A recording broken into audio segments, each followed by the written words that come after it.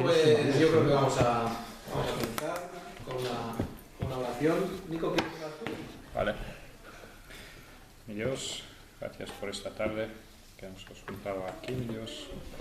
Danos sabiduría para que aprendamos todo esto, mi Dios, para tu nombre, para saber más de ti, mi Dios, para nunca olvidar lo que hiciste para nosotros. Gracias, mi Dios, por el nombre de Jesucristo. Amén. Amén. Segundo libro de Samuel, que va a ser el último que vemos en la introducción al Antiguo Testamento. En septiembre, y esto no tendría que decirlo en la clase, pero en septiembre vamos a hacer Doctrinas 3, que va a ser eclesiología y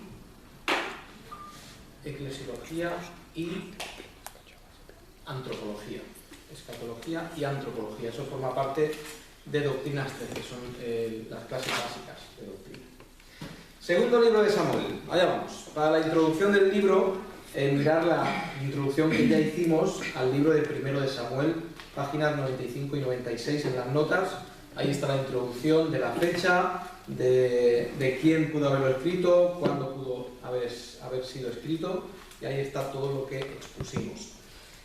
Sigo leyendo que el libro de Segundo de Samuel es básicamente la historia de David, desde el momento en que recibe primero el reinado sobre Judá y más tarde sobre Israel. Cuenta sus victorias como rey, pero también los episodios donde pecó y las consecuencias, las grandes consecuencias del pecado de David. La estructura del libro va a ser muy sencilla y básicamente no, enfocada totalmente en la figura de David. Tenemos en primer lugar David rey sobre Judá, es el principio del libro. Después David rey sobre Israel, sobre todo Israel. Después, del 5 al 10, vamos a tener a David como un rey triunfante, que básicamente todo lo que hace le sale bien, todo lo que hace es sabio, todo lo que hace es bien visto por Dios. Después, en el capítulo 11, va a empezar ahí tenemos el gran pecado de David y todo lo que causa en el reino, en su propio reino. Después tenemos al final del libro, punto 5, es un epílogo, son historias sueltas que no tienen relación unas con otras, mientras que el resto del libro es cronológico, esto es importante, hasta ese capítulo 21 donde tenemos una serie suelta, pues, una serie de historias sueltas sin orden cronológico, pero curiosas y siempre nos aportan algo. ¿De acuerdo? O sea, esa va a ser la estructura muy sencilla del libro. Fijaos que hay un libro de la Biblia que es dedicado especialmente a David y serán pocos, quitando a Cristo evidentemente, serán pocos casos de que haya un libro escrito directamente sobre la vida de una persona. Hay varios, pero Segundo de Samuel es la historia de David. Ese es un resumen muy bueno de Segundo de Samuel. Siempre que tenéis Segundo de Samuel es la historia de David. Muy bien, pues vamos a comenzar entonces. El capítulo 1 es el punto que empezamos, es que David reina sobre Judá. Y es importante entender, no tenemos una división de reinos tan claras como más adelante con el hijo de Salomón, pero sí que se va notando cierta división en el reino. Muy bien, comenzamos diciendo que David, ¿os acordáis? El final de Primero de Samuel es la muerte de Saúl y el principio de Segundo de Samuel es a David vengando la muerte de Saúl. Primero de Samuel termina con la derrota del ejército israelita y la muerte de Saúl y sus hijos. David, que acaba de volver de derrotar a los amalecitas y está en Siclag, escucha la noticia de escucha la noticia de boca o de alguien huido del campamento israelita. Dije la semana pasada que la curiosidad es que cuando Saúl muere por culpa de no matar a los amalecitas, a la misma vez David está derrotando a los amalecitas. Y esto es el contraste este que hablamos en primero de Samuel, siempre sobre Saúl haciendo las cosas mal y David haciéndolas bien. El relato de este huido, de este amalecita, es que después de la batalla se encuentra a Saúl todavía con vida huyendo de los enemigos. Saúl al verle, le pide que le mate. Este, que se identifica como amalecita, dice que él mismo finalmente le da muerte. La muerte de Saúl se podría entender de dos formas. Acordaos que en primero de Samuel dice que Saúl se echó sobre su espada y que su escudero, al ver que estaba muerto, hizo lo mismo. Pero lo que llega diciendo la amalecita es, lo encontré malherido y huyendo del enemigo y yo lo maté. Entonces, ¿se equivoca primero de Samuel? ¿O podemos casar de alguna forma esas dos ideas? Entonces, las dos formas de entenderlo es que, en primer lugar, él se echa sobre su espada, pero no termina de morir, y como relata el amalecita, le encuentra y lo remata. Esto supondría que en 1 Samuel 31:6 él no está totalmente muerto. ¿De acuerdo? En segundo lugar, Saúl realmente murió bajo su propia espada, se quitó la vida, como dice 1 Samuel 31:6. Y el amalecita inventa toda la historia para, según él creía, congraciarse con David. Él llega súper orgulloso y dice: ¡he matado a Saúl, que es tu enemigo! Pero es curioso que David nunca consideró a Saúl su enemigo. Incluso cuando él estaba lejos de... Sabéis que primero de Samuel lo están persiguiendo mucho tiempo y él llega y Dios le ha dicho: quédate dentro de Judá, quédate dentro de Israel. Y él llega a un momento de desesperación y dice: no puedo más, me voy con los filisteos. Antes había ido con los amonitas, ahora me voy con los filisteos porque es que me va a matar un día. Y ni en ese momento David considera a Saúl su enemigo.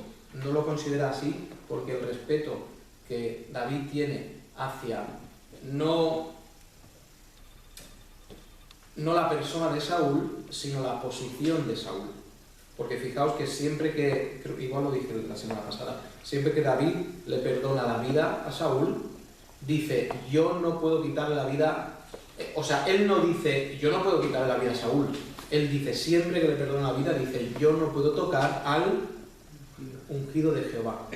Porque David lo que respetaba era que él había sido elegido por Dios. Y dice que si Dios lo ha elegido, ¿cómo voy yo a hacer algo?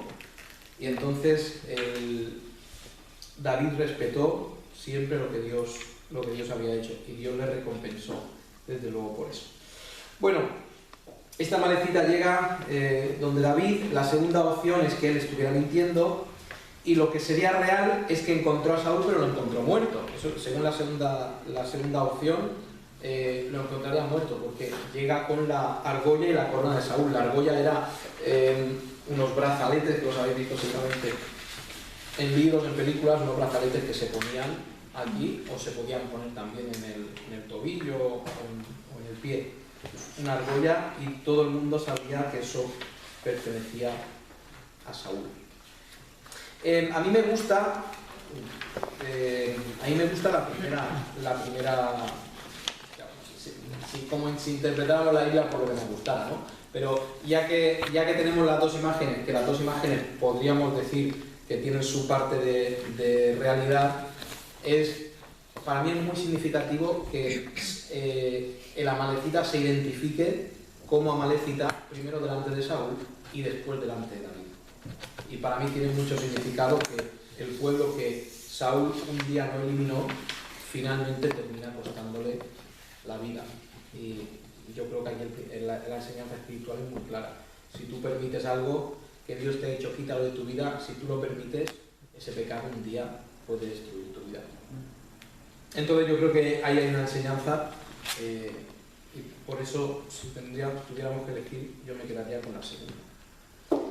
Sea que inventó la historia o realmente lo matara él, David lo ve como una gran afrenta hacia el ungido de Jehová, de Dios. David manda entonces matar a ese amalecita. David está demostrando el respeto que sintió siempre por la persona que Dios había elegido como líder del pueblo. El respeto de David parece que tiene que ver más con la posición de Saúl que con su persona, porque siempre usa su título para no agredirlo. no atentar contra su vida. David pudo ver en Saúl un hombre perturbado, pero al fin y al cabo elegido por Dios. Esto es una gran demostración de sujeción a lo que Dios ha elegido y lo que Dios ha hecho, o las personas que Dios ha puesto en nuestra vida. Esas dos citas son las dos citas donde, 1 Samuel 24:6 y 26:9, son las dos citas donde David salva la vida,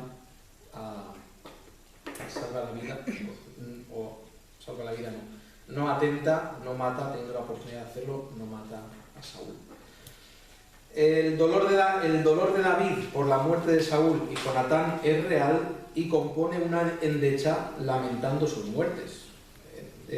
No es que era algo fingido, de su dolor brota este lamento, este cántico que tenemos ahí en el 2 de Samuel al principio, hablando de, si puede ser, las bondades de Saúl. Y tenemos ahí del 17 al 27.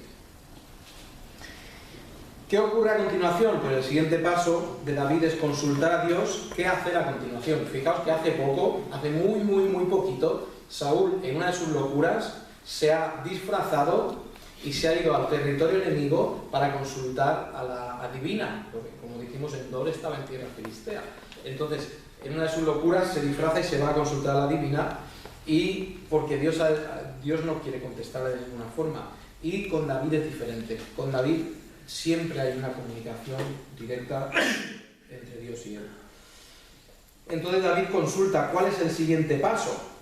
Él ha sido ungido rey, o había sido ungido rey en su momento, y debería ser reconocido por todo Israel, pero lleva todo ese tiempo confiando en Dios y esperará que Dios lo ponga en el trono. Igual que Dios hace la gran obra de quitar a Saúl del trono, Dios hará la misma gran obra de poner a David en el trono. Y David está tranquilo, sabiendo que Dios lo va a hacer. David no tomó por la fuerza lo que ciertamente le pertenecía, sino esperó que Dios se lo diera. Dios le ordenó subir a Hebrón, donde es reconocido por los de Judá como verdadero rey. La tribu de Judá es la suya, sería un gran honor para una tribu que el rey de Israel fuera de esa tribu. Entonces los de Judá, además siendo quien es David, pues enseguida lo acogen y lo nombran rey. La tribu de Judá es la suya, y además él hace muy poco les ha mandado un presente. David es sumamente listo. ¿Os acordáis que, no quiero alargar demasiado la historia, pero David sale a hacer una de sus incursiones, y cuando vuelve han saqueado su ciudad? Se han llevado a sus mujeres, los que están con David quieren matarlo, porque hoy hemos salido en guerra y se han llevado los nuestros. Entonces David les persigue, coge el botín, un botín enorme, y os acordáis lo que hace. No se lo queda, sino que lo reparte. Y lo reparte a ciudades de Judá que le habían acogido. Entonces, los de la tribu de Judá, claro que quieren hacerle rey. Les acaba de dar un gran presente. David, por tanto, era agradecido, inteligente, como vimos la semana pasada. El resto de Israel, lo que significa todas las tribus menos Judá, queda temporalmente gobernado por Is-Boset, quien es levantado a esa posición por su tío, el general Abner. Esto provoca una división en Israel y un enfrentamiento que durará 7 años. Is-Boset, si no me equivoco, solo gobierna 2 años, pero durante 7 años tenemos esta división. En capítulo 3, David rey sobre Israel. Estando gobernando David en Judá e Is-Boset en Israel, Is-Boset y Abner, su general, tienen un altercado por una de las concubinas de Saúl, su padre. Y cuando en esa cultura, el que se quedaba con las concubinas del rey era el que estaba demostrando que él era el rey ahora. ¿Os acordáis que más adelante va a pasar con David, con Absalón? Sí, con Absalón. Cuando David huye, Absalón duerme con las concubinas del rey, demostrando que ahora yo soy el dueño de todo esto. Entonces, ¿qué ocurre? Abner se queda prendado, voy a decirlo así, de una de las concubinas, cosa que en principio no le pertenecía. Pero es que Isboset parece que es un débil, un pusilánime, y Abner es el que realmente controla el reinado o el reino. Abner le recrimina su falta de agradecimiento, dado que él puede estar en el trono porque Abner así lo quiso. El enfado de Abner es tal que decide pactar con David para que él llegue a reinar sobre todo Israel. Tenemos en esos capítulos cómo Abner va y habla con el resto de tribus diciéndole: mira, lo mejor es que sigamos todos a David, porque este rey que tenemos, este Isboset, no vale para ser rey. Abner llega a hablar con David y después empieza esta campaña para que todo Israel reconozca a David como su rey. Abner, después de salir de la reunión en la cual ha dicho a David que juntaría a todo Israel para nombrarlo rey, es traicionado y asesinado por Joab, general de David. Y este va a ser uno de los dos asesinados a traición por Joab. Y este es el primero que le clava el puñal por la quinta costilla, no sé dónde estará exactamente, pero por aquí abajo. Y al siguiente nos dice que le cogerá la barba y también le clavará un puñal. Es muy curioso que este hombre estuviera tanto tiempo con David, siendo del carácter que era. Es asesinado Abner por Joab. Joab, quien odia a Abner por haber matado en defensa propia a su hermano, simula hablar con él y en confianza lo apuñala. Y esto tiene que ver porque anteriormente Abner había matado lo tenemos ahí en esos capítulos. El hermano de Joab persigue a Abner y Abner le dice: no me persigas, huye, que esto no va a acabar bien, vete. Pero él sigue persiguiéndole hasta que Joab lo mata, o Abner lo mata. Muy bien, pasamos página. David, ante esta acción, o repudia la acción de su general y decreta que se endeche a Abner con honores de alguien muy importante. Abner era hermano de Saúl, entonces era relativamente alguien importante. El dolor de David muestra al pueblo que tal malvada traición no procedía de su mano, sino de Joab y su hermano. David clama a Dios finalmente para que él dé el pago justo a esa familia. David clama a Dios contra su propio general. Después de la muerte de Abner, todavía está gobernando en Israel Isboset. Contra Isboset se levantan dos de sus propios capitanes para quitar la vida cuando éste descansaba en su casa.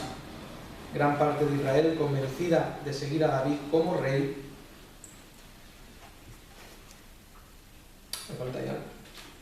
gran parte de Israel, convencida de seguir a David como rey, finalmente le sigue. Y Isboset es asesinado. David, en su integridad, casi nunca usó malas artes para conseguir sus propósitos. Traiciones, asesinatos, rebeliones o regicidios eran prácticas habituales entre los reyes de esos días. Pero David sabía que Dios no se agradaba de usar el mal para conseguir el bien. Y esto funciona así. No se pueden hacer males para que vengan bienes. El fin no justifica los medios, ¿de acuerdo? No delante de Dios. Y la Biblia se preocupa mucho de aclarar que David no era de esta manera. David no era el que andaba haciendo estos asesinatos, estas traiciones y todo este tipo de cosas. Cuando fijaos que él sería el que más derecho tenía a hacer algo así, ¿no? ¿Quién más que David tendría derecho a matar a un rey para coger su trono? Si Dios ya había dicho que era suyo. Pero David es ejemplar en todo esto y siempre deja que Dios lo haga a su manera. Después que Abner e Isboset mueran e Israel entero esté a favor del nombramiento de David, los ancianos de las tribus llegan a Hebrón para coronar a David, reconociendo su nombramiento divino y su carácter. Jerusalén. David no quiere tomar ninguna ciudad entre Israel para establecer su capital, sino que decide arrebatarla de los enemigos.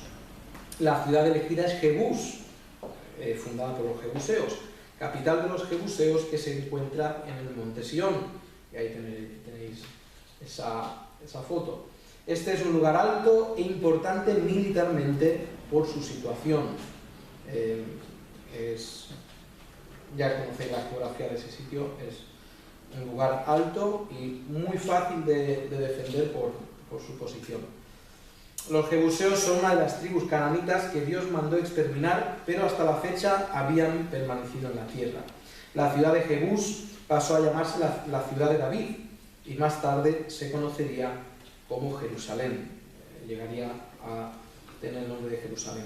Tanto Jerusalén como Belén, ciudad natal de David, son llamadas en la Biblia la ciudad de Jerusalén. ¿De acuerdo? Existe esa dicotomía, ese doble nombre para Belén y también para Jerusalén.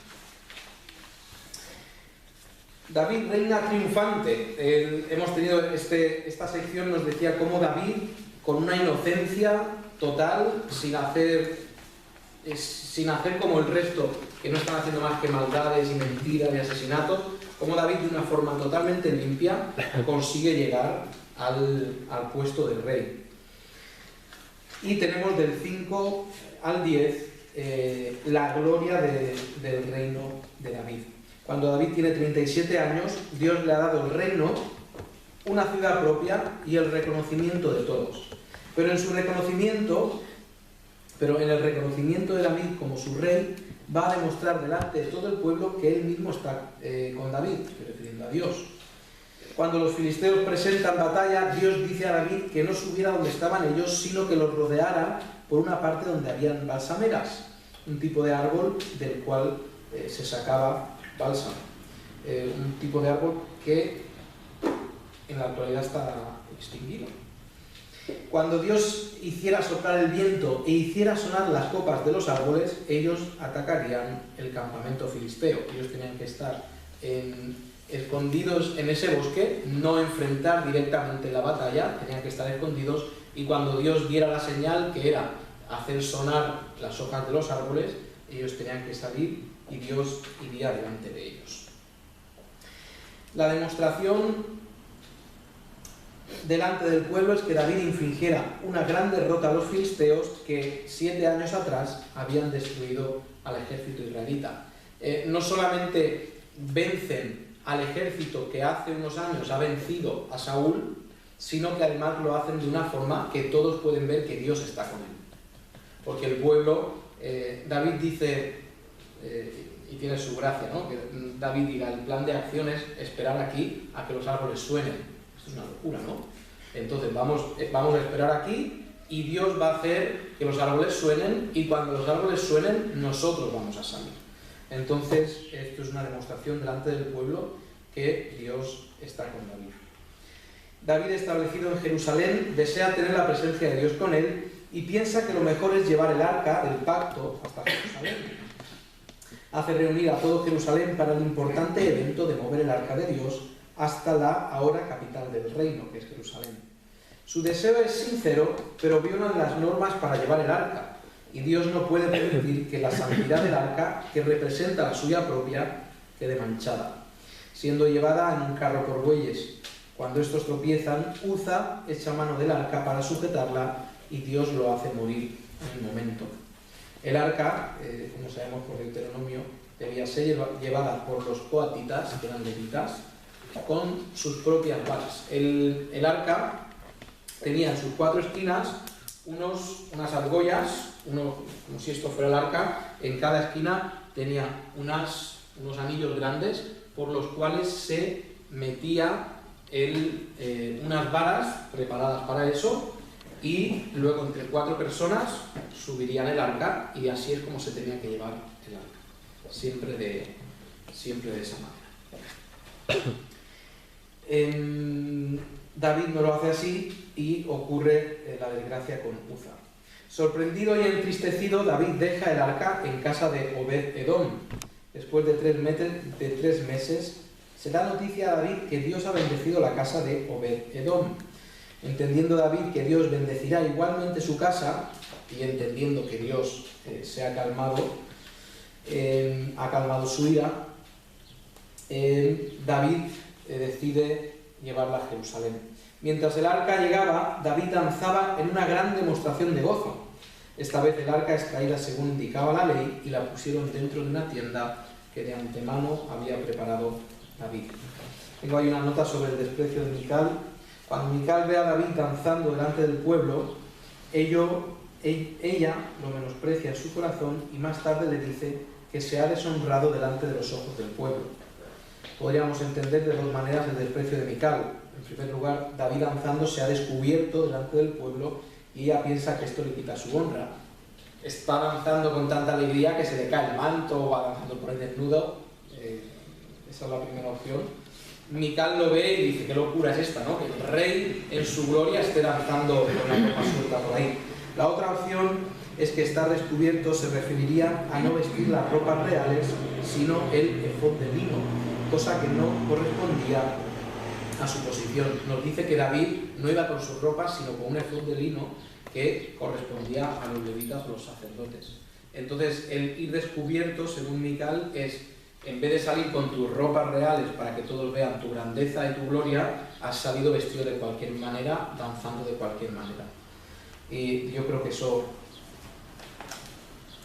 se ajusta más eso a la otra idea, que es la de un David totalmente loco, fuera de control, medio desnudo bailando. Esto no creo que fuera así. Hay que decir que nosotros, hay que decir que esto tenemos que entenderlo culturalmente en el momento que pasa de la historia. La forma de expresar gozo en ese pueblo, y creo que sabéis todos que los de Medio Oriente expresan el dolor y la alegría de forma muy escandalosa. En los funerales, cuando alguien moría, aquí la gente llora y la viuda llora y se ven escenas de dolor, pero a nuestros ojos ahí se montaban unos saraos, en los funerales, en las bodas también se montaban unos saraos de escándalo. También en el gozo se expresaba mucho más. Nosotros tenemos que expresar el gozo dentro de nuestros límites culturales. Si nosotros decíamos, bueno, David estaba contento, pues danzaba. Bueno, nosotros cuando estemos llenos de gozo danzamos. Pues nuestra sociedad no expresa el gozo de esa manera. Entonces, evidentemente hay contextos en los que se baila, pero esto no era una fiesta. No era una fiesta de ocio, esto era una fiesta en gozo y en alegría porque el arca llegaba a Israel. Entonces, esto no es una fiesta, sino una expresión de gozo. Y David danzaba de esa manera. Otra cosa muy interesante, por ejemplo, la música, hablando del contexto cultural. La música judía se parece... los judíos no cantaban himnos, no cantaban cuán grande es él, que hubiera estado muy bien, pero no cantaban eso. Ni cantaban firme y adelante, cantaban música de su propia cultura, y la música de su cultura es una música relativamente movida, la música. Y yo creo que todos habéis escuchado música judía, que tiene bastante ritmo. Cuando la Biblia nos habla de instrumentos, siempre nos habla de tambores. La música de los judíos tenía tambores y tenía ritmo. Lo que nosotros no podemos hacer es traer de esa cultura y meter aquí y decir hay que hacer las cosas así. Me habéis escuchado muchas veces hablar sobre que nosotros tenemos que vivir en una cultura que hemos sido puestos y vivir dentro de los márgenes culturales en los que hemos sido puestos. El clásico ejemplo es que por eso no vestimos como vestían en tiempo de Jesús. Por eso no tenemos el pelo largo, no sé si Jesús tenía pelo largo, barba, a lo mejor azules y pelo largo. Por eso no vestimos como ellos, porque nosotros tenemos que vestir en el contexto cultural en que nosotros estamos viviendo. Y con la alegría es lo mismo. Si nos gozáramos como ellos, la gente nos miraría como locos. Entonces, David contesta con mucha sabiduría que prefería agradar a Dios antes que a las criadas. Porque Mical le había dicho, te han sido menospreciado las mismas criadas que son tan bajas, ellas mismas te han menospreciado. Y él dice, pues mira, yo prefiero agradar a Dios antes que a las criadas. Y a causa de esto, después Mical no tuvo hijos, bien porque Dios la castigara con esterilidad, que podría ser, o bien porque David nunca volvió a dormir con ella. Y Mical, si os acordáis, era la hija de Saúl, la segunda hija de Saúl, que Saúl le había prometido la primera, pero al final se casó, le dio la segunda. Y si os acordáis, nadie de Saúl iba a reinar en Israel después. pues si David y Mical hubieran tenido un hijo y reinara, estaríamos un poco en los límites de eso, ¿no? Porque también sería por parte de Saúl hijo. No ocurrió, Mical nunca tuvo hijos, por lo tanto ningún descendiente de Saúl nunca gobernó. Muy bien, pacto de Jehová con David. Dios ha establecido y afirmado su reino, y lejos de olvidarse de Dios, es consciente que Él está tranquilamente habitando en su casa, pero Dios todavía mora en una tienda. Y fijaos, porque aquí hay que entender culturalmente esto también, que Dios estuviera en una tienda significaba que estaba en transición. Acordaos que todo el trasfondo cultural de los judíos es que ellos eran gente errantes, ¿no? Ellos eran nómadas, ellos vivían con sus tiendas, las sacaban, se iban a otro sitio, las sacaban, y las tiendas siempre daban señal de estoy de paso, ¿de acuerdo? Estoy transitando hacia otro sitio. David, ¿por qué quiere hacerle una casa a Dios? Porque David dice, yo ya no estoy en tiendas, yo ya me he establecido, ya estoy en mi lugar. Quiero que Dios tenga esa tranquilidad de no estar en tránsito también, sino establecerse. Cosa que estaba muy bien. Entonces, fijaos, y doy un salto hacia el futuro. ¿Os acordáis de Betsabé y Urías? Urías dice, yo no voy a bajar a estar en mi casa porque Dios está todavía en su tienda. Y lo que estaba diciendo es, como Dios no nos ha afirmado de nuestros enemigos y no tenemos paz y estamos establecidos, ¿cómo voy a ir a mi casa? Entonces, eso es para que entendamos todo el hecho de ir en tiendas, transitorio, por qué hacerle una casa o una morada a Dios. Entonces, David consulta al profeta Natán, que de primeras el profeta Natán le dice, haz lo que bien te parezca, pero luego Dios le habla al profeta Natán y le dice que él no le va a hacer una casa permanente. Dios le responde diciéndole que no le haga una casa, que Dios se la va a hacer a él. Y esto es precioso, ¿no? Dice, tú me quieres hacer una casa a mí, pero un momento, que te la voy a hacer yo a ti. Y fijaos, la idea de la casa. ¿No tenía David una casa ya? Claro, pero dice, te voy a hacer una casa estable. Y eso estaba hablando sobre afirmar su reino. El pacto, Dios establece con David un pacto incondicional. ¿Os acordáis que uno de los proyectos para hacer es los pactos? Pues hay condicionales y hay incondicionales. Pues este pacto con David es incondicional. El pacto consiste en que Dios afirmará su casa para siempre, poniendo un día un rey perpetuo que sería descendiente suyo. David entiende que es inmerecedor de tal honor y levanta una alabanza a Jehová. Dios le dice, te voy a dar una casa estable, y eso es una casa perpetua. El que será rey eterno será descendiente de David, y este por supuesto es Jesús. Muy bien, Dios ha establecido, Dios ha pactado con él un pacto incondicional, un pacto que es irrompible. Por eso estamos esperando todavía que Jesús, aunque es rey, nombrado rey, venga a tomar posesión de su reinado, de su reino. Estamos esperando nosotros todavía eso. Pero Dios le ha establecido casa a David, y lo siguiente que ocurre, capítulo 9, nos habla de cómo David es fiel al pacto que hizo con Jonatán en 1 Samuel 20, 15 al 17, y eso le traería más honra todavía de parte del pueblo. El capítulo 10 nos habla cómo los amonitas, en otro momento aliados de David, enfrentan a los emisarios de paz enviados por David para consolar al rey actual por la muerte de su padre. Cuando David está huyendo de Saúl, él va, los amonitas están, esto es el río Jordán, los amonitas están a este lado, ¿de acuerdo?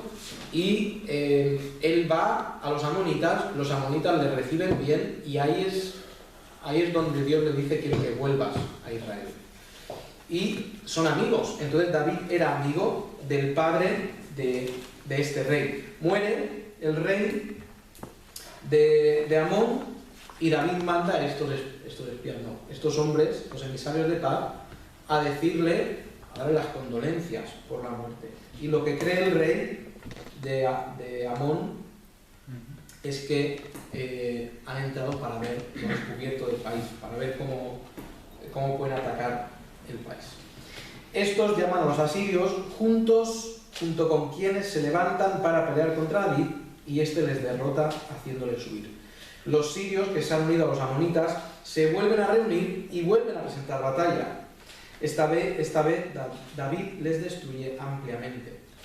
Mientras tanto, los amonitas, instigadores de la contienda, están refugiados en Rabá y a los asirios los están matando.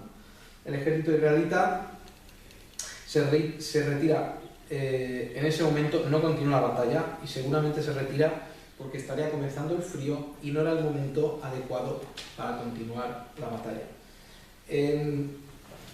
No se salía a pelear en todas las épocas del año. La primavera, el verano era la época en la que normalmente se salían a pelear por el buen tiempo, también por el tema de las cosechas. Si tú estás al final o en pleno invierno, que no hay cosechas, que está todo sembrado pero no hay cosechas, puede ser que no tengas por qué alimentar a todo tu ejército. Entonces, y tendrías que mandar traer de otros sitios, entonces las batallas se hacían en primavera o en verano. Esto lo vamos a tener más claro cuando luego en el pecado de Betsabé, capítulo 11, nos dice que en la época que los reyes salían a batalla, Betsabé estaba bañándose, pero David se había quedado ahí.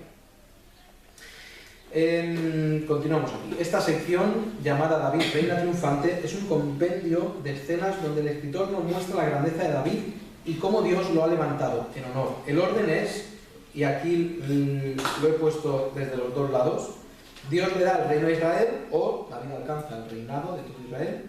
Dios le da una ciudad, o David establece su ciudad. Dios le da victoria contra los filisteos, o David derrota a los filisteos. Dios se establece en la ciudad de David. David lleva el arca a Jerusalén.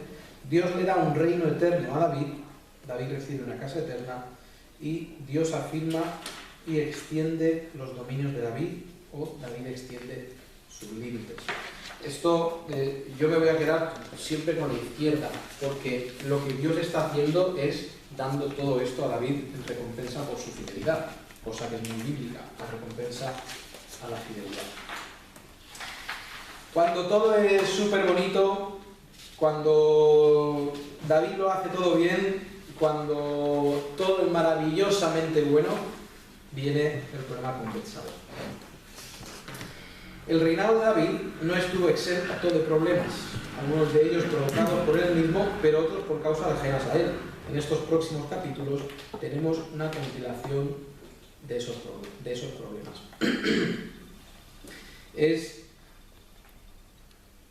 Es curioso leer esta porción pensando si todos estos problemas son culpa de David.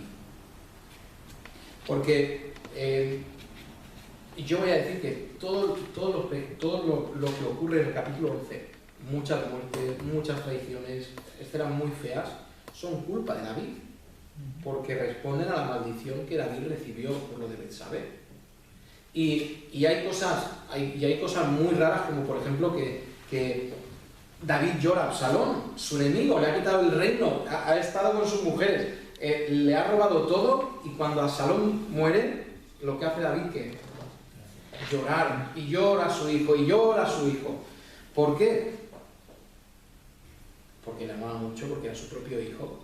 Pero David, yo creo que él tenía muy claro que estas revoluciones en su casa y estas guerras en su casa eran por culpa suya, porque Dios le había dicho: por su pecado no vas a tener paz. Y es interesante enfocarlo desde ese punto de vista. Todos los tantísimos problemas y tantísima gente que muere, de alguna forma estaban relacionados con David. ¿Sería un problema pensar así? Ni mucho menos. David es el responsable. David es el rey. David es el que, si él es bendecido, el reino es bendecido. Si él es maldecido, el reino es maldecido. Responsable. David y Betsabé. El gran pecado de David, que se recuerda tanto, es el pecado con Betsabé. Llama la atención que David, siendo perfecto en casi todo lo que hace, caiga en un pecado de esta magnitud. David no fue perfecto en todo. Después vendría un descendiente suyo, que sí sería el rey perfecto. Y esto tiene que ver, él lo dice al final del libro en un cántico. Él dice: mi casa es grande, mi casa es firme, mi casa es estable, mi casa es poderosa, pero yo no soy el rey que tengo que venir. Vendrá otro que será el rey perfecto. La primavera es el tiempo en el cual solían salir a la guerra los reyes. El buen tiempo y la abundancia de alimento hacía propicia las campañas militares. David, por alguna razón que desconocemos, se queda atrás y no sale en la campaña para vengar la afrenta hecha por el rey de Amón a los emisarios de paz. El gran pecado de David comienza por algo aparentemente menor, como es la omisión de sus responsabilidades. Y esto es clásico. Ninguno empieza por un pecado enorme. Fijaos que el pecado que abrió la puerta al adulterio con Betsabé es un pecado de omisión de los deberes. Su deber era estar ¿dónde? En la guerra. Y un pecado de omisión de deberes, esto no es tan grave, ¿no? Tenía que haberlo hecho, pero no lo he hecho, no es tan grave, ¿no? Y lo que abre la puerta a su pecado es que él no estaba haciendo lo que tenía que hacer.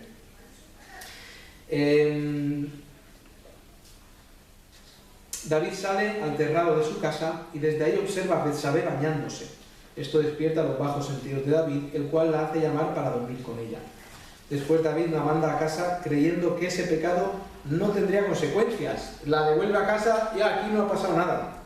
Pero no es más que el principio de muchos problemas. Cuando dice que Betsabé después se limpió de su inmundicia, en el capítulo 11 nos dice que después de estar con David, 11:4, dice que luego ella se purificó de su inmundicia y se volvió a su casa. Cuando dice que Betsabé después se limpió de su inmundicia, no se está refiriendo a que se lavara por haber tenido relaciones sexuales con David, sino a la impureza que hablaba la ley referente a la menstruación. ¿Por qué esto? Muy sencillo, la ley no contemplaba ningún lavamiento y purificación para adulterio. ¿Qué era el castigo del adulterio? La muerte. ¿Qué significa este lavamiento? Que ella había estado con la costumbre de las mujeres. David la hizo llamar antes que ella pudiera purificarse. Y esto nos sirve también para aclarar una cosa, que Betsabé no estaba embarazada de su marido Urías. ¿Entendéis lo que ocurre aquí? Betsabé, después de que se vaya su marido, ha tenido el periodo, lo cual demuestra que no está embarazada de su marido. Que el embarazo que viene seguramente unos meses después, o un mes después, cuando no le viene otra vez el periodo, es de David. Esto aclara que el hijo es de David y no de Urías. ¿De acuerdo? Betsabé envía un mensaje a David diciéndole que ha quedado encinta. Esto supone un problema para Betsabé, que seguramente debería morir, y a David le traería la vergüenza pública. También debería morir David, pero era rey. El mensaje de Betsabé a David es un mensaje para él, para que él, que es responsable de todo esto, lo solucione. Le diga: oye David, que una cosa tengo que decirte, ¿qué hacemos con esto? Y David, para salvar su nombre y a Betsabé, se le ocurre un engaño. Y esto es un clásico, ¿no? Cuando alguien oye un bien gorda, para intentar solucionarlo, la lía peor todavía. Y David hace traer al marido de Betsabé, Urías, y le manda a casa para que esté con su mujer.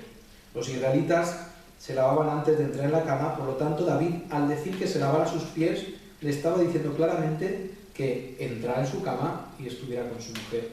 Para animar la relación, David mandó además comida del propio palacio. Y David en su locura está planeando una noche para que ellos estén juntos, mandando comida de palacio para que ellos cenaran y estuvieran contentos. Urías, en una demostración de su integridad, y esa demostración de integridad es no reposar cuando el arca y el resto del ejército no está reposando, esto es lo que decía de estar en tiendas, y Urías dice: si el arca de Dios está todavía en tienda, ¿cómo voy a reposar yo en mi casa? Esa es la frase que dice él. Pues Urías no entra en su casa. David insiste de diferentes maneras, pero viendo que no tendrá éxito, opta por condenarlo a la muerte de una forma terrible. Primero lo usa como mensajero de su propia sentencia y después es abandonado en batalla para que muera. El cinismo de David ante el parte de guerra, donde le dicen que Urías ha muerto, demuestra su maldad en toda esta situación. Cuando le traen el parte de guerra y le dicen que ese día la batalla no había ido nada bien, Joab ya le ha dicho al mensajero, cuando David se enfade porque la batalla no ha ido bien, le dices que Urías ha muerto. Entonces David está enfadado y el mensajero le dice, pero que Urías ha muerto.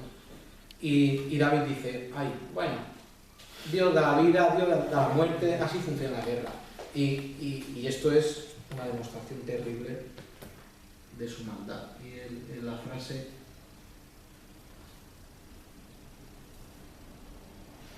es en el 25, 11-25, no tengas pesar por esto, porque la espada consume ahora uno, ahora otro. O sea que en la guerra todos mueren, así que, y eso es demostración del corazón de David. Dios a través del profeta Natán le dice a David que ha pecado en su proceder en toda esta situación y usa la parábola del hombre que tiene muchas ovejas pero va a casa de otro hombre que solo tiene una y le arrebata esa. Y David era así, David tenía mujeres, tenía concubinas, cosa que luego, por cierto, le va a provocar muchos problemas también, tener tantas mujeres y tantas concubinas. Y él va y le arrebata a Urías a su mujer. Dios no le castigará con la muerte, pero le va a pagar, y muy bien pagado, con, en primer lugar, guerras y muerte en su familia. Y lo segundo es que igual que él estuvo con la mujer de otro hombre, sus mujeres estarían con otro hombre, que en este caso era Absalón, cumple esa promesa. Y en tercer lugar, la muerte del hijo que tiene o que van a hacer con Betsabe. En toda esta situación, David reconoce su pecado, se humilla y acepta el castigo de Dios. Y ahora van a empezar las consecuencias de lo que David hace con Betsabe. Y empezamos con Absalón y Amnón. Y son todas estas historias de los hijos de David, las hijas, todo muy feo. Amnón, que es el hermanastro de Tamar y Absalón, y esto hay que decir así, Tamar y Absalón son hermanos de la misma madre. Una de las complicaciones, evidentemente, de tener concubinas y esposas es que lo que se solía hacer es que todos los hijos de una misma madre vivían en un sitio, ¿de acuerdo? Y normalmente nos dice la historia que tendrían cierta relación, pero tampoco muchísima. Los que tenían relación eran los hijos de la misma madre, que vivían como en clanes dentro del palacio, ¿de acuerdo? Entonces, Tamar y Absalón eran hermanos de la misma madre, del mismo padre, evidentemente, pero Amnón es hijo de otra madre, ¿de acuerdo? Entonces lo que serían es hermanastros. Entonces, la ve a su hermanastra y se enamora hasta el punto de angustiarse y parecer enfermo. Según la ley, en 18:11 del Levítico, Amnón no podía casarse con su medio hermana, la hija de su padre. Por lo que dice el Levítico 18, ¿de acuerdo? Así de fácil. No podían casarse. Jonadab no podían casarse porque eran hijos del mismo padre, ¿de acuerdo? De la misma madre no, pero del mismo padre sí. Jonadab, primo de Amnón, y luego vamos a ver otra vez a Jonadab porque este hombre es un pillo. Primo de Amnón le propone un plan para que éste pueda dormir con ella. El plan es que él se haga pasar por enfermo y pida a David que vaya a cuidarlo Tamar. Puede ser que Tamar tuviera cierto conocimiento en plantas medicinales, en alguna cosa, y David no sospechó nada porque para él eran hermanos, ¿de acuerdo? Entonces David dice, pues sí, igual Tamar puede ayudarte con algún caldo, alguna bebida, alguna infusión, lo que sea. Entonces David accede a esto porque aun siendo hijos de diferente madre, debía existir la hermandad. Cuando Tamar llega donde está Amnón, después de muchos ruegos, pues conocemos la historia de cómo la fuerza y después de violarla, la desecha. Ella se rompe las vestiduras, se echa ceniza por encima, sale gritando y dando voces, y Absalón la encuentra y la lleva con él. David se entera de lo ocurrido y le molesta, porque nos dice el texto que se enfada, pero aparentemente no hace nada al respecto. Absalón se entera de lo ocurrido y aborrece por esto a Amnón. Absalón, que durante 2 años está buscando la ocasión para vengarse de Amnón, invita a todos los hijos del rey a una fiesta con motivo del esquilamiento, no sé yo si existe esa palabra, de sus ovejas, la he escrito yo, no sé si existe. Esto ocurría en los países que dependían del esquile, del ganado. Cuando era el momento de cortar el pelo a las ovejas, siempre era un momento de fiesta, porque era un momento en que se había por fin recogido el fruto. Yo no entiendo mucho esto, quizá... Sí, allí a trasquilar las ovejas. A trasquilar. Sí, allí en nuestro pueblo había bastantes que tenían sus manadas de ovejas, ¿no? Y iban de otros pueblos, por las fechas, ahora por la primavera, iban todos a trasquilar. Igual se tiraban ahí 2 o 3 semanas trasquilando las ovejas. Y iban las manos negras de trabajar y se les quedaban blancas. De la lana, se les quedaban, sí. En una fiesta ya cuando terminaban. Sí, pues eso aquí era de la misma forma. Cuando se trasquilaban o se estilaban las ovejas, se hacía esta grandes fiestas. Y este es el anzuelo o el gusanito con el cual él dice a todos los hijos del rey: oye, yo tengo muchas ovejas. Nos dice la Biblia que Absalón tenía muchas ovejas. Estoy trasquilando las ovejas, vamos a hacer una fiesta. Y todos los reyes, todos los hijos del rey vienen muy gustosos. Absalón ha mandado, ahí me falta una H, ha mandado a sus siervos que a su señal maten a Amnón, y así ocurre. Matan a Amnón y el resto de hijos del rey huyen. A la misma vez, Absalón huye y se marcha a Jesús, ciudad al este del mar de Galilea. Absalón huye de Israel porque para su situación no había solución, pues el asesino voluntario no podía huir a ninguna ciudad de refugio. Absalón tenía que irse fuera de Israel porque podían mandarle este vengador de la sangre que la ley contemplaba.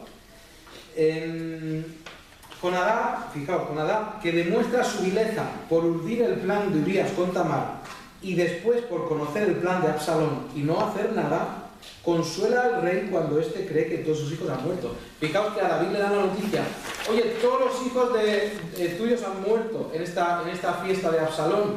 Y Jonadab, que está ahí, dice: no te preocupes, solo ha muerto Amnón.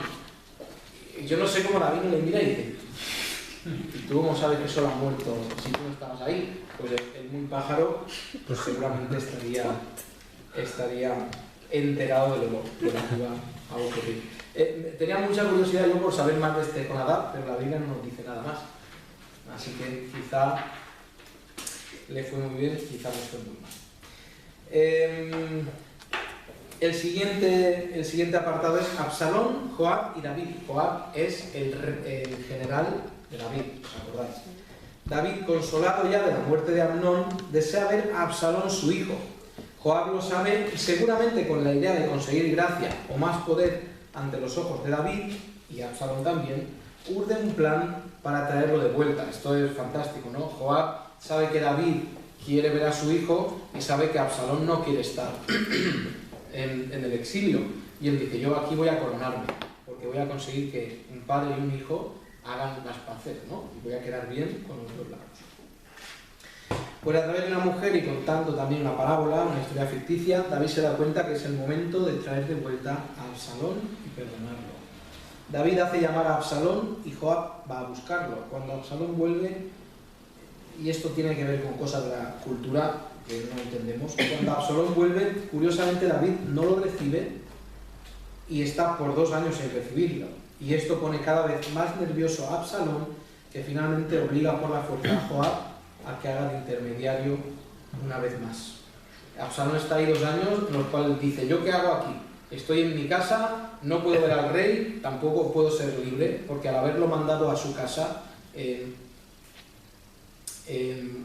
tenía cierta idea de estar confinado en casa, ¿de acuerdo? Un poco preso. Absalón no sabe qué hace ahí, manda un par de mensajes a Joab para que él haga algo, Joab no quiere escucharle, finalmente Absalón quema los campos de cultivo de Joab, Joab le presta atención y finalmente pues David, por mediación de Joab, perdona a Absalón dándole un beso reconciliatorio. Parece que todo ha quedado bien, parece que Absalón ha vuelto, ha sido perdonado, no pasa nada, pero una vez perdonado a Absalón, decide inicialmente de forma sutil y más tarde de forma abierta quitar el reino a su padre. Comienza de forma sutil por sentarse a la puerta del pueblo para ir robando el corazón del pueblo, haciéndoles creer que a David no les importan sus problemas, pero que si él fuera rey sería muy distinto. A todo el que pasa, ¿qué te ocurre? Pues que tengo esto. Uy, David no tiene tiempo para esas cosas. Tú cuéntamelo a mí y yo voy a intentar interceder por ti. Y Absalón queda muy bien, David queda muy mal. Viene otro, ¿qué te ocurre a ti? Mira, tengo esto. Déjame ver cómo lo soluciono porque David no te va a atender. David no está para estas cosas. Y él está ganando así el corazón del pueblo. Después de estar 4 años con esta estrategia y pensando que ya ha ganado el corazón del pueblo, pide a su padre subir a Hebrón para sacrificar. Estos sacrificios serán una escena, un montaje, por el cual quiere que el pueblo piense que él gobierna ahora en Israel. Absalón ha mandado además mensajeros por todas las tribus para que cuando oigan el sonido de las trompetas proclamen que reina Absalón. Fijaos, por cierto, no es una trompeta solo, no hay un hombre que sopla una trompeta en Jerusalén y la escuchan en Dan, ¿no? Esto no era. Había un sistema de trompetas por el cual se convocaba a todo el pueblo, ¿de acuerdo? Esto es así. Entonces Absalón manda por todas las tribus diciendo va a sonar la trompeta y cuando suene la trompeta todos debéis clamar que Absalón es rey. Ante esta situación, David piensa que todo el pueblo está con Absalón cuando esto ocurre, y para evitar una guerra civil por el trono, huye junto con sus fieles y un grupo de 600 geteos. Estos son y es curioso, no entiendo muy bien, pero los geteos son filisteos realmente, son de Gad. Gad es una zona de filisteos. Los filisteos en ese momento estaban bastante tranquilitos porque no hacían relativamente poco David les había vencido. En su huida se encuentra con Usai que quiere acompañarlo, pero David le dice, Usai era un consejero, David le dice que vaya al lado de Absalón para poder informarle de sus planes. Usai consigue entonces con mucha astucia quedar en la corte de Absalón para aconsejarle como consejero. Cuando Absalón vuelve a Jerusalén por consejo de Aitofel y en cumplimiento de la maldición dada a David por su pecado con Betsabé, Absalón duerme con las concubinas de su padre, David, en una tienda a ojos del pueblo. Y está en un lugar alto, puede ser que levantaran en una zona que se viera bastante una tienda, y en esa tienda Absalón está con las hijas de David, diciendo, ahora el reino es mío, yo he heredado las concubinas de mi padre, ahora el reino es mío. Absalón, para dar el siguiente paso, consulta a Aitofel, que es otro consejero, que es su consejero, para saber cuál sería el próximo paso a tomar. Este le aconseja que es un buen momento para atacar a David y darle muerte. Absalón, queriendo una segunda opinión, pregunta a Usai, el cual le dice que no le ataque a David, pues estará muy enfadado y sigue siendo un hombre fuerte de guerra. Usai, como hemos dicho antes, estaba de parte de David, ¿de acuerdo? Usai, viendo que Absalón hace caso a su consejo, y que, porque Absalón dice, este consejo es bueno, manda a 2 sacerdotes a avisar a David de los planes de Absalón. Muerte de Absalón, seguramente de las muertes más conocidas de la Biblia. Se plantea finalmente la batalla en el bosque de Efraín y los que están con David ganan ese día la batalla. Dios está de parte de David haciendo el milagro que el bosque mate más gente que la propia batalla. Eso nos dice el texto y es curioso, ¿no?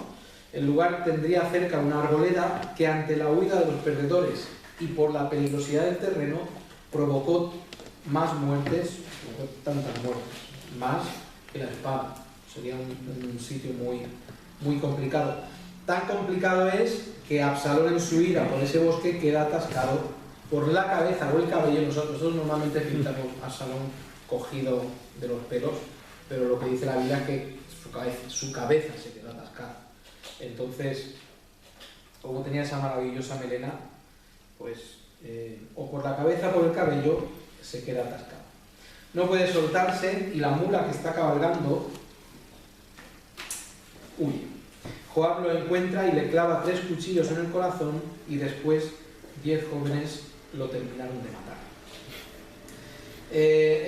Después viene la escena donde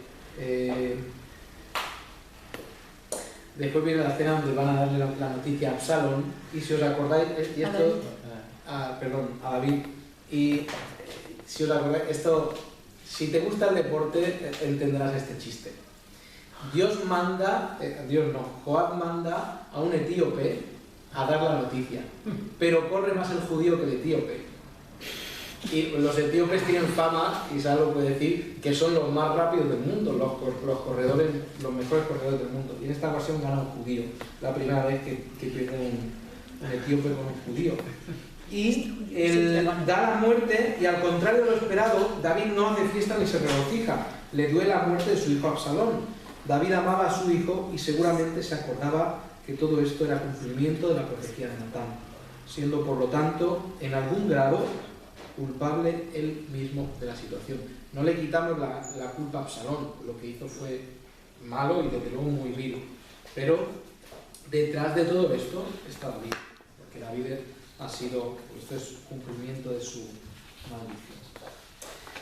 La rebelión de Seba, siguiendo con la profecía o maldición dada a David por la culpa del pecado con Betsabé, ahora se levanta un benjamita en rebelión. David vuelve a Jerusalén. ¿Por qué se levanta un benjamita? Pues si os acordáis, Saúl era de la tribu de Benjamín. Entonces algún benjamita pensaría que él tenía derecho al trono. David vuelve a Jerusalén, pero el corazón del pueblo está dividido. Frente a esto que ha pasado con Absalón, el pueblo está dividido entre los detractores de David, los benjamitas y los seguidores de David. Seba, hijo de Bicri, que es benjamita, ante la vuelta de David, toca la trompeta y manda a los israelitas del norte a sus casas sin que le rindan pleitesía a David, diciendo que ellos no tienen nada que ver con David. En una lucha de poderes entre generales, Moab mata a Amasa, anterior general de Absalón, y después él y su hermano Abisai persiguen a Seba. Seba llega a una ciudad buscando refugio, y después de algunas negociaciones, que en las negociaciones las dirige una mujer, matan a Seba, y los que están abajo del muro ven como la cabeza de Seba, sin el cuerpo, cae hasta el suelo. Muerto Seba, la revuelta se termina. Esta sección de los problemas en el reino de David concluye relatando cómo queda distribuido el gobierno de Israel, aclarando que pese a los problemas, el reino de David finalmente permanece estable. Y esto es ahí en 2 de Samuel 20, final del capítulo 20, aclara, y tenemos un párrafo, oficiales de David. Esos oficiales de David está aclarando que pese a los problemas, el reino de David pues está. Vamos con el epílogo.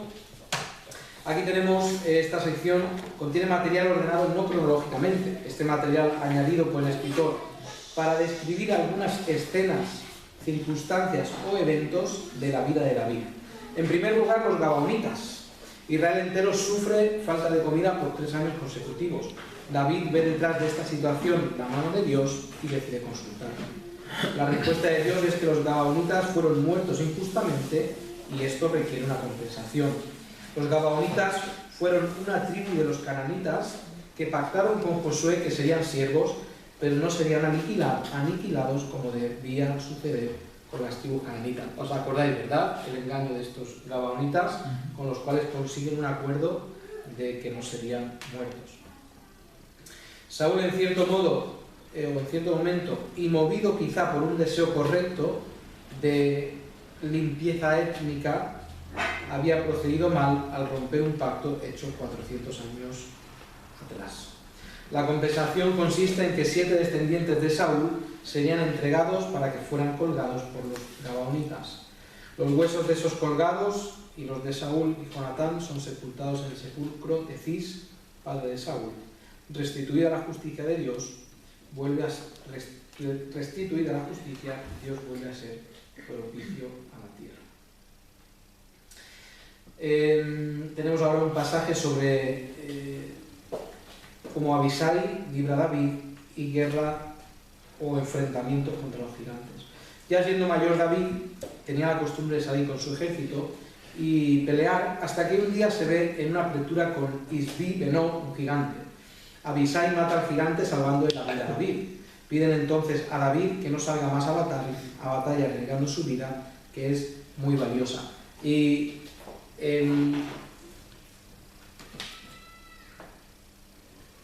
yo creo que, aunque cronológicamente no nos indique dónde es, yo creo que es cuando David es mayor. Y yo creo que David ha aprendido la lección con Betsabé. Y una de las lecciones con Betsabé es: cuando yo tengo que estar en la guerra, no tengo que estar en mi casa. ¿Y qué ocurre? David, como ha aprendido que tiene que cumplir sus obligaciones, él considera que tiene que estar al frente de la batalla. Y es muy bonito como él, aunque él es mayor, él quiere estar ahí en la batalla. Y finalmente le dicen: no es con tu edad, no es necesario que salgas, no es bueno que salgas. Y aquí esto es muy bonito también porque nos enseña que llega momentos en que hay que dejar que vengan los más jóvenes. Después sigue narrando los continuos enfrentamientos entre los hombres de David y los gigantes. El versículo 19 de ese capítulo 21 nos habla de que hubo otra vez guerra en Gob contra los filisteos, en la cual Elhanán, hijo de Jaare Oregim de Belén, mató a Goliat geteo, el asta de cuya lanza era como el rodillo de un telar. Y esto nos suena un poco, ¿no? Goliat, que era de Gat y que tenía un asta cuya lanza era como el rodillo de un telar. Esto es Goliat, ¿no? Esto es nuestro Goliat, el Goliat que conocemos nosotros. El texto, el versículo 19, el texto debería decir dos palabritas que faltan: el hermano de Goliat, ¿de acuerdo? No a Goliat, sino al hermano de Goliat. ¿Os acordáis que en la introducción al libro dijimos que es un texto conservado, o el peor conservado de los textos del Antiguo Testamento? Que los mejores textos le faltan palabras, se comparan los más antiguos y hay falta de palabras, no coinciden fechas, y esto es una de las cosas que pasan por culpa de eso. Entonces falta esa porción. Recordad que en el hebreo se escribe o se escribía sin vocales, eran todo consonantes. Entonces eso podía dar lugar a malentendidos. Y en el hebreo además tienen letras que son muy pequeñitas. Entonces, si hubiera pasado cualquier cosa, podía faltar una letra. Y si falta una vocal, en nuestro idioma, si falta una vocal en una frase, pues tú más o menos la puedes leer. Pero si de 3 consonantes te faltan una o te faltan 2, tienes que intentar con el contexto del versículo rellenar la palabra que encaje, ¿no? Entonces, desde luego no era tarea fácil traducir el hebreo. Y tenemos, y yo creo en la preservación divina, y nos ha llegado un texto que no es perfecto, pero que es suficientemente perfecto para que nosotros lleguemos a conocer a nuestro Dios. Está donde Goliat. El texto masorético no tiene esa aclaración, lo que puede confundir al lector, pues Goliat fue el gigante al cual mató David siendo joven. Muy bien, el Cántico de David, capítulo 22. Este canto de David es básicamente el Salmo 18. Cuando los comparamos, vemos la misma idea, vemos las mismas palabras, pero no es exactamente igual. Tiene a la vez muchos conceptos en común con el Cántico de Ana, en 1 de Samuel, capítulo 2. Como por ejemplo esos conceptos, el poder, refugio, salvación, sepulcro, tronar, demostrar poder, el concepto del rey y el concepto de ungido son conceptos importantes en los dos pasajes, el Cántico de Ana y también el Cántico de David.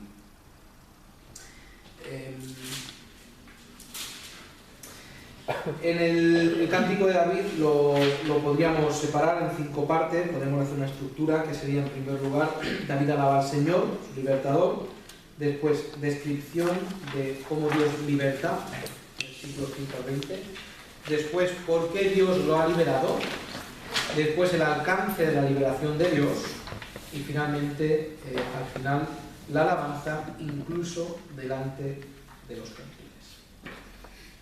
Muy bien, últimas palabras de David. Estas no son las últimas palabras de David en vida, no son las últimas palabras antes de morir, ¿de acuerdo? Sino, me imagino que si fueran las últimas palabras estarían más pendientes de intentar salvarle la vida que de escribir lo que está diciendo. Deja de escribir y se está muriendo, sálvale la vida. Pues esto eran últimas palabras que oficialmente se decían delante de su reino, de sus súbditos. Entonces, sus últimas palabras oficialmente, si lo queréis decir así. También es interesante que estas últimas palabras podían ser muy bien colofón a todos los escritos y todos los salmos que ha escrito David. Como diciendo, este es el resumen de todo. Porque en ese versículo dice, el Espíritu de Jehová ha hablado por mí y su palabra ha estado en mi lengua. Eso dice la segunda porción. Puede ser que esto fuera un escrito final a todo lo que él había escrito antes, porque David sabemos que escribió muchos salmos. Entonces, se puede estructurar estas últimas palabras de David de la siguiente forma. En primer lugar, se identifica como el que fue levantado siendo pequeño. Después reconoce, y aquí usa ese título que luego se le da del dulce cantor de Israel. En segundo lugar, reconoce que Dios le ha usado para hablar. En tercer lugar, Dios, estos versículos 3 y 4, le ha dicho que vendrá un rey perfecto.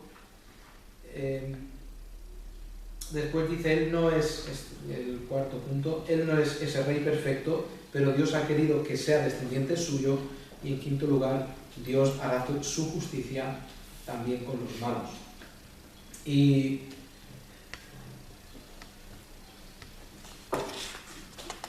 o sea, suena mucho a últimas palabras oficiales porque él dice, mirad lo que Dios me ha hecho, pero vendrá uno que será rey perfecto. Los valientes de David. Aquí tenemos un listado de los hombres valientes de David. Entre todos se destaca a 3 que fueron Adino, el Eznita, Eleazar y Sam. Se cuenta de sus hazañas como pelear en solitario contra el enemigo o traer a riesgo de su vida agua del pozo de Belén para complacer a David. Probablemente los hombres que mató Adino serían 300 y no 800. El primero de Crónicas 11:11 nos da la cifra de 300. Por lo tanto, aquí tenemos otra vez un error de copiado. David censa al pueblo. Este es el último capítulo del libro. Dios está molesto por algunas cosas que ocurrían en el pueblo, o que ocurrirían en el pueblo, y que no son especificadas. Fijaos en el principio del 24, porque esto va a dar sentido al capítulo. Volvió a encenderse la ira de Jehová contra Israel, y fijaos, incitó a David, ¿qué cosa? Incitó a David ¿contra quién? Contra el pueblo. Leo otra vez. Volvió a encenderse la ira de Jehová contra Israel e incitó a David contra ellos.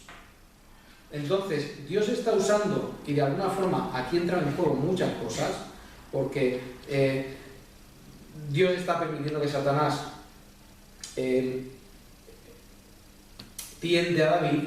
David, a la misma vez, porque él luego se va a reconocer también culpable, a la misma vez puede ser que David tuviera dentro de sí el deseo desde hace mucho tiempo de no sé cuántos soldados tengo, no sé si estoy seguro, no sé si vienen los enemigos, de cuánta gente dispongo para pelear. Y esto era en aquellos días para los reyes se hacían censos militares para saber qué poder tengo cuando venga el enemigo. Entonces quizá David tenía mucho tiempo en su corazón el deseo de saber cuántos tiene por si bien irá el enemigo. Pero a la misma vez tenemos al pueblo que es malo y que por todo esto va a recibir un castigo. Tenemos a Satanás haciendo su parte del trabajo. Tenemos a Dios que ha levantado la protección contra la tentación, y a la vez tenemos a David, y es una situación bastante compleja. Y desde luego aclararla totalmente y responder todas las preguntas demasiado complicado. Pero Dios está molesto por algunas cosas. Digo esto porque siempre miramos a David como el culpable de esa gran matanza, y el culpable hace un censo, pero es que aquí había otras. No quiero quitarle culpabilidad, lo que quiero aclarar es que no es tan sencillo como una persona que en su deseo simplemente hace algo que quiere. Había muchas personas en esta ecuación. Muy bien, Dios está molesto por algunas cosas que ocurrirían en el pueblo y que no son especificadas, entonces permite que Satanás empuje a David a hacer un censo que él no ha ordenado y que David deseaba hacer, ¿de acuerdo? Esto no lo he puesto aquí, pero un censo que David deseaba hacer. Después de hacer este censo, le pesa a David en su corazón, el cual clama por perdón a Dios. Y él quiere hacerlo, pero él sabe que no es correcto, porque es confiar en la carne y no confiar en Dios. Así que le pesa y pide perdón a Dios. Dios, reconociendo las disculpas de David, le ofrece entre 3 castigos. Puedes elegir 7 años de hambre, huir delante de tus enemigos o una peste que dure 3 días. David prefiere que el castigo venga de la mano de Dios y elige la mortandad mandada por Dios en forma de peste. Cuando el ángel que trae la enfermedad va a extender su mano sobre Jerusalén, Dios se arrepiente del mal que está trayendo y hace que el ángel pare en la era o a la altura de la era de Arauna. Arauna era un jebuseo, uno de la tribu de los jebuseos que estaban inicialmente en esa zona y habían fundado Jerusalén. ¿Por qué está un jebuseo? Y esto es curioso, ¿no? ¿Por qué está un jebuseo en Jerusalén, cuando se supone que los jebuseos tenían que haber sido quitados, arrasados totalmente? Pues este Arauna está ahí viendo. David, al ver el ángel de Jehová, clama a Dios que perdone a sus ovejas, porque él es culpable por mandar a hacer el censo. David es un rey que ama a su pueblo, le duele ver cómo éste sufre y no duda en buscar en primer lugar su propia responsabilidad, aun cuando el texto nos dice que el pueblo también era culpable. Y David es un rey muy bueno, porque cuando algo no funciona bien, el primero que tiene que ver su culpa en una situación es uno mismo, y más si es una persona que tiene responsabilidad sobre un conjunto de gente o sobre una situación o sobre un trabajo. David hace muy bien diciendo, hombre, normal que muera, porque muráis, y mirad lo que habéis hecho. David primero mira en su corazón y busca su propia responsabilidad. Después de esto, David levanta un altar a Dios, el cual no el altar sino Dios detiene la guerra. En esta escena en la que David quiere pagar por el altar, por los bueyes de Arauna, y le dice, no ofreceré a Dios algo que no me cueste dinero, me cueste algo. Y ahí termina el libro de 2 de Samuel. Como siempre hacemos un breve vistazo a Cristo en el libro de 2 de Samuel. David, que es el hombre conforme al corazón de Dios, es paralelo de Cristo en muchos aspectos de su carácter u obras. En primer lugar, David el pastor. David empezó amando y protegiendo a sus ovejas y obró de la misma forma cuando tuvo un grupo que le siguieron, cuando le huía de Saúl, o cuando tuvo así a su cuidado de pastorear a los demás. Era el corazón de David. David el amigo. La amistad de David con Jonatán es ejemplo de la amistad de Cristo con el creyente. Alguien con el cual existe una relación estrecha y que siempre está disponible. David, el que va delante. David siempre fue ejemplo en carácter y obras. Cuando los demás le siguen, lo hacen imitando su ejemplo. Él era el ejemplo en todo. Cuando alguien miraba a David, veía el amor, veía la compasión, veía la misericordia, veía la generosidad, veía la inteligencia, porque él siempre daba ejemplo con su propia vida.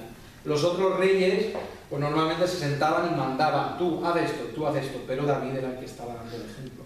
Y evidentemente Cristo es nuestro ejemplo. Él es el que ha corrido primero y no simplemente nos ordena que hagamos, sino él ha venido primero y ha hecho lo que nos pide a nosotros que hagamos. David el perseguido. David sufrió la persecución de parte de Saúl con abnegación y sabiéndose inocente. Nunca intentó la venganza sobre Saúl, sino que clamó a Dios y esperó en él. David era totalmente inocente, pero aún así era perseguido. Y tuvo esa paciencia, esa abnegación de dejar que Dios hiciera su propia venganza. No porque David no tuviera poder para hacer su propia venganza, o capacidad, o posibilidad, porque desde luego tuvo todo esto para poder matar a Saúl. David el que respeta la autoridad. David siempre temió levantar su mano contra Saúl porque Dios le había elegido para ponerlo en la posición en la que estaba. Y de la misma forma Cristo respetó siempre a su Padre, sometiéndose siempre a su Padre, obedeciendo siempre a su Padre. David el rey. David fue seguramente el mejor rey de Israel, quizá no el más rico, quizá no el más glorioso, quizá no el que levantó el templo, quizá no el que levantó el templo, pero él fue imperfecto, pero siempre es figura del rey que vendrá. Cuando hablamos de una figura de Cristo, siempre hablamos de David. En Apocalipsis, muchísimos años después de que viviera David, se sigue hablando de la descendencia de David, del rey que viene de los lomos de David. Y David fue imperfecto, pero vendrá un rey que es perfecto. ¿Preguntas, comentarios?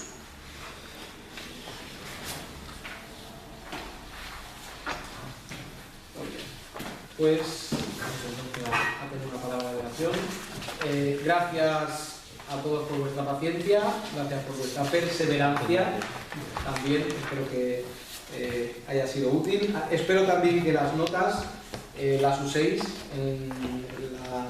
os sirva de algo en la vida, las notas estas, y que medio las uso. Miquel, ¿quieres hablar tú? ¿No me pides? Padre amado, gracias Señor por este nuevo instituto, gracias por el tiempo que ha tomado el pastor, Señor, para enseñarnos y saber más de la Escritura, Señor, de tu palabra. Ayúdanos a ver a Cristo en cada una de sus facetas, en todas las figuras, formas que tú has revelado en tu palabra, Señor, y que sea de una forma útil en nuestras vidas, que cada día nos parezcamos más a ti y que un día, Señor, como hemos dicho, que sabemos que tú vas a venir y tú vas a ser ese Rey perfecto, de ese reinado perfecto, y te esperamos y te anhelamos, Señor, y que mientras tanto podamos ser guiadores de tu luz, Señor. En el nombre de Jesús. Amén. Amén.